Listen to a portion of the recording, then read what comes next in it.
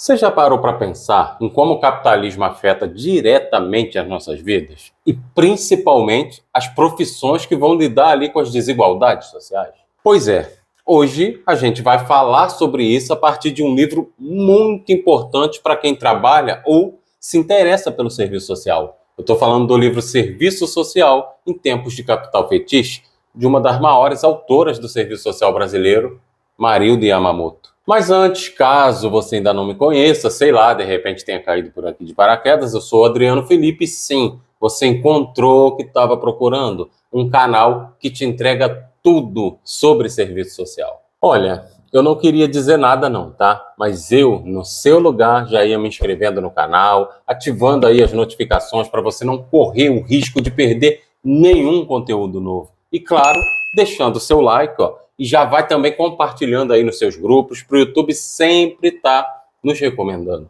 Mas vamos lá? A Marilde Yamamoto é uma das maiores referências do estudo ali, no estudo do serviço social aqui no Brasil. Isso não é segredo para ninguém que faz parte da esfera da área.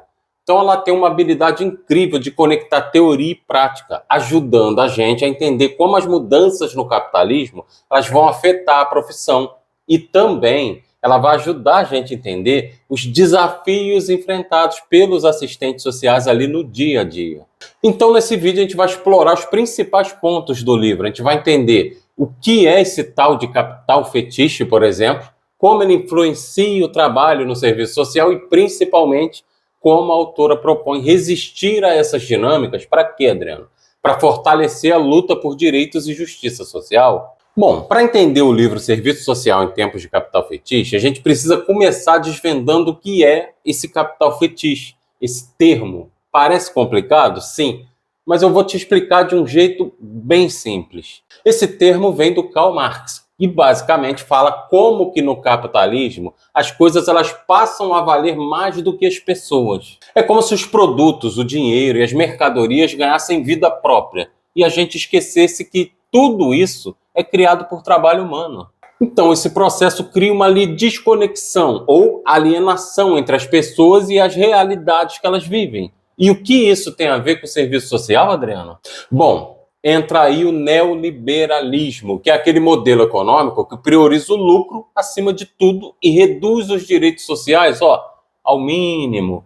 Nos últimos anos, ele tem precarizado as condições de vida de muita gente. E, claro, o trabalho dos assistentes sociais. Então, assim, o que era para ser direito como saúde, educação, moradia, vira o quê? Produto de mercado. Então, o livro da Yamamoto vai mostrar como esse contexto ele força os assistentes sociais a lidarem ali com uma demanda crescente de problemas sociais, enquanto os recursos para resolver essas questões, o que acontecem com eles, Adriano? Diminuem cada vez mais.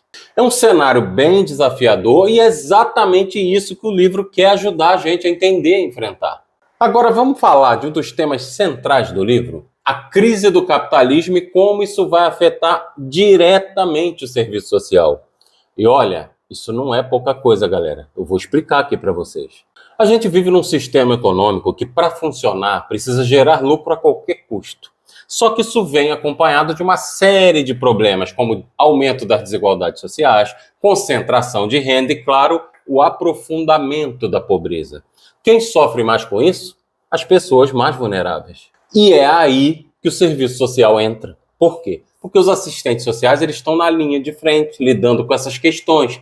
Só que, ao mesmo tempo, o que acaba acontecendo, Adriano? A profissão também sente o peso dessa crise. E como? Com a precarização do trabalho, menos recursos, mais cortes nos programas sociais, salários cada vez menores, condições de trabalho cada vez mais difíceis.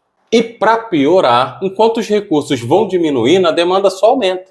É mais gente precisando de ajuda para enfrentar problemas como desemprego, falta de moradia, dificuldade de acesso a direitos básicos. Então a Yamamoto mostra como isso cria um desafio gigante para quem trabalha na área. Afinal, como a gente vai viabilizar o direito das pessoas quando o próprio sistema vai jogar super contra, né? É um tema que dá muito o que pensar, dá muito o que a gente ali explorar. É um tema assim que dá muita reflexão, gente. Agora a gente vai entrar num ponto que mexe diretamente com o dia a dia do assistente social. O fetichismo na prática social. Caramba, Adriano, mas o que é isso? Que diacho é isso? Calma, eu não estou falando aqui de fetiche no sentido comum, mas sim daquele conceito lá do Marx que a gente comentou antes, lembra? O capital fetiche.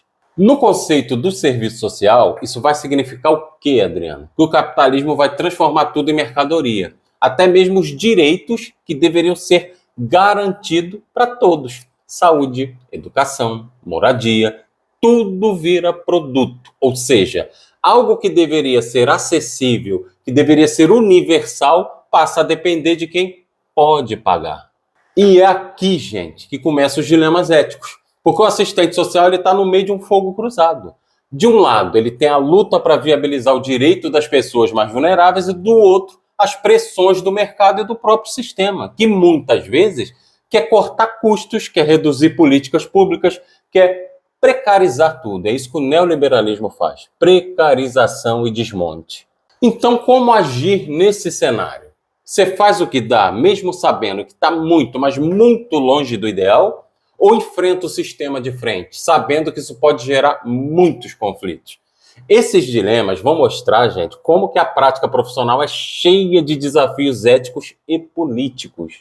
Então a Marilda Yamamoto ela vai deixar claro que esse fetichismo não é só um conceito teórico. Ele aparece no dia a dia, nas escolhas difíceis que os assistentes sociais precisam fazer. E também ele vai aparecer aonde, Adriano? Na luta para não perder de vista o verdadeiro propósito da profissão, que é defender os direitos humanos e a justiça social. Agora, galera, chegou a hora da gente falar sobre a função social do assistente social. Caramba, tem isso também, Adriano? Caraca, professor, tem. E olha, esse é um papel tão importante quanto desafiador, principalmente numa sociedade tão desigual quanto a nossa. Por quê? Porque o assistente social ele é como um mediador entre as pessoas que precisam de ajuda e as políticas públicas que deveriam garantir o direito delas. Então a gente media o acesso desse usuário até os seus direitos. Só que nesse meio do caminho, galera, surgem várias contradições. Vamos pensar em algumas delas? Por exemplo, de um lado, o assistente social ele vai trabalhar muitas vezes ligado ao Estado, que é quem organiza e financia esses serviços. Mas, ao mesmo tempo, ele precisa lutar pelos direitos das pessoas que mais sofrem com a falta de acesso a essas políticas. E aí, como a gente vai equilibrar essas duas coisas? Esse dilema é diário, não tem jeito. Às vezes o assistente social ele precisa seguir as regras e as limitações impostas por quem está no poder, gente. Mas ele também tem a responsabilidade ética de quê? De não fechar os olhos para essas injustiças. É como a gente tentar remar contra a maré. Você vai precisar cumprir o que te pedem, mas sem perder de vista o objetivo maior. E qual é o objetivo maior, Adriano, da profissão? É defender os mais vulneráveis. Então a Marilda Yamamoto vai trazer uma reflexão profunda sobre esse papel, onde ela vai reforçar que o assistente social não pode se acomodar ou ser apenas uma engrenagem no sistema. Não. Precisa ser crítico, precisa buscar entender as causas das desigualdades e agir para transformar essa realidade. É um papel de luta, de resistência e de muita coragem. E para fechar, vamos falar de resistência e crítica ao sistema, um dos pontos mais fortes no livro da Marilda Yamamoto. Ela não só explica os problemas que o capitalismo traz para o serviço social, mas também vai apontar caminhos para a gente enfrentá-los. E o primeiro passo, segundo a autora, é a gente entender que o assistente social precisa ter um compromisso ético-político com a transformação social. Não dá para a gente só aceitar as coisas como elas são. Não, isso não é o suficiente para um assistente social. É preciso questionar, é preciso criticar, é preciso buscar alternativas. E isso significa o quê? Não se deixar levar pelo fetiche do capital. Vocês estão entendendo? Porque isso transforma direitos em mercadorias. E lembrar o principal, gente, que o foco é a dignidade das pessoas. Outra proposta importante da Marilda Yamamoto nesse livro é a necessidade da gente entender a realidade social. E isso vai muito além de observar os problemas ali na superfície. Ali. Ela defende uma análise crítica para entender as causas profundas das desigualdades. Por exemplo, por que algumas políticas públicas não funcionam? Quais interesses estão por trás dos cortes dos direitos sociais? É esse tipo de visão, gente, que ajuda a transformar a prática do serviço social em algo realmente eficiente, algo que vá transformar a realidade. Então, resistir nesse contexto não é só enfrentar as dificuldades do dia a dia, isso não é suficiente, mas é também lutar por mudanças maiores, mudanças que vão transformar a vida das pessoas, mudanças no sistema como um todo.